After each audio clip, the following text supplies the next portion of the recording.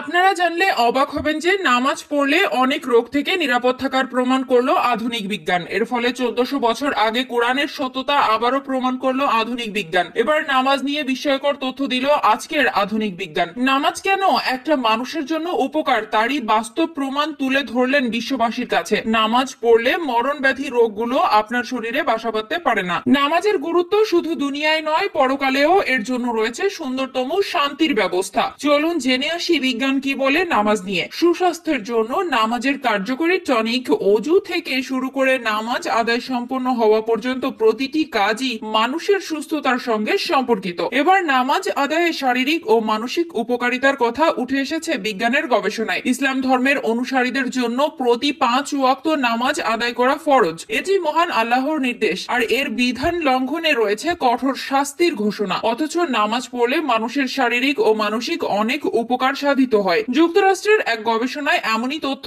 উঠে এসেছে। যুক্তরাষ্ট্রের বিংহ্যাম্পটন বিশ্ববিদ্যালয়ের একদল গবেষক জানিয়েছে নিয়মিত 5 ওয়াক্ত নামাজ পড়লে সুস্থ থাকা যায়। নামাজ পড়ার মাধ্যমে মানুষ শারীরিকভাবে সুস্থ থাকতে পারে। গবেষণায় আরো উল্লেখ করা হয়, যদি নিয়মিতভাবে নামাজ পড়া হয় তবে ব্যাক পেইন তথা পিঠের ব্যথা কমে যায়। নিস্তেজ ও ঝিম ধরা শরীরের রক্ত প্রবাহ স্বাভাবিক হয়। নামাজ পড়ার মাধ্যমে উচ্চ রক্তচাপ এবং হৃদকম্পনও কমে যায়, যা মানুষের পেশিকে শিথিল করতে সাহায্য করে। গবেষকরা দেখিয়েছেন যদি কেউ যথাযথভাবে রুকু করতে পারে তাহলে তার পিঠ ব্যথা থাকবে না। রুকুতে গেলে মানুষের পিঠ সমান্তরাল হয়, কিছুক্ষণ সময় পিঠ সমান থাকে। নামাজের রুকু আদায় করার মাধ্যমে পিঠ, পায়ের উড়ু এবং ঘাড়ের পেশিগুলো সম্পূর্ণভাবে সম্প্রসারিত হয়। রক্ত প্রবাহ যথাযথভাবে চলতে থাকে। শরীরের উপরের অংশে রক্তের প্রবাহ স্বাভাবিকভাবে মাত্রা ফিরে আসে। সেজদা সম্পর্কে গবেষকরা জানান, মানুষ যখন সেজদায় যায় তখন শরীরের সব হাড়ের জোড়াগুলো নমনীয় হয়। হাড়ের উপর যে চাপ পড়ে তা স্বাভাবিক ও শিথিল হয়। সেজদার জন্য জমিনে মাথা রাখার কারণে মস্তিষ্কের রক্ত সঞ্চালন স্বাভাবিক হয়, উচ্চ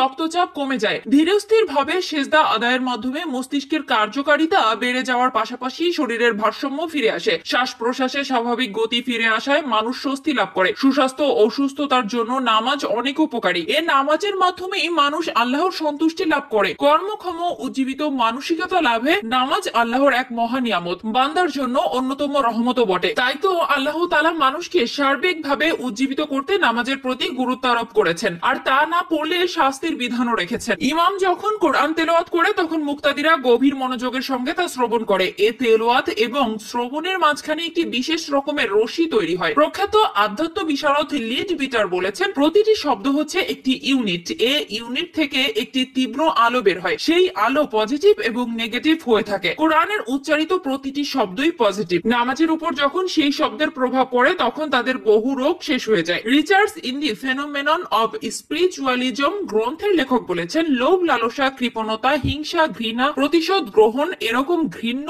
অভ্যাসের কারণে মানুষ মানসিক। প্রখ্যাত সমাজবিজ্ঞানী ভাইস অ্যাডমিরাল তার রচিত আসবার্ন মূর্তি ভয়েস গ্রন্থে বলেছেন, নামাজের বিনয় ও নম্রতা নামাজের অংশ নয়, বরং এসব হচ্ছে শান্তির অংশ। তিনি আরো বলেছেন, পরামর্শ হচ্ছে নামাজ পড়ো, নামাজ পড়ো, নামাজ পড়ো।